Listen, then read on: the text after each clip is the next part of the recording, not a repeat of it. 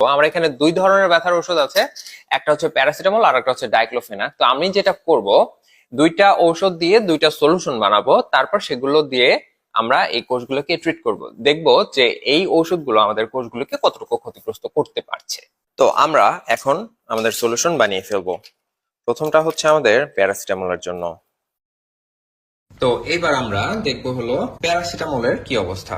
এখানে দেখাচ্ছে ভায়াবিলিটি 45.2%, যেখানে কন্ট্রোলে ছিল হচ্ছে 93%, আর আমাদের পূর্বে আগেই ছিল হচ্ছে 96%। ওকে, তো এবার হচ্ছে ডাইক্লোফেনাক।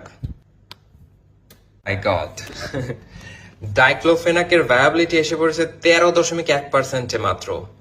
তার মানে কি অবস্থা চিন্তা করেন। ওকে, তো আমরা আমাদের এক্সপেরিমেন্টে দেখলাম যে আমাদের প্যারাসিটামল যে ছিল সে প্রায় অর্ধেকের মতো কোষ মেরে ফেলেছে, আর ডাইক্লোফেনাক যে ছিল সে প্রায় 80 ভাগ কোষ মেরে ফেলেছে।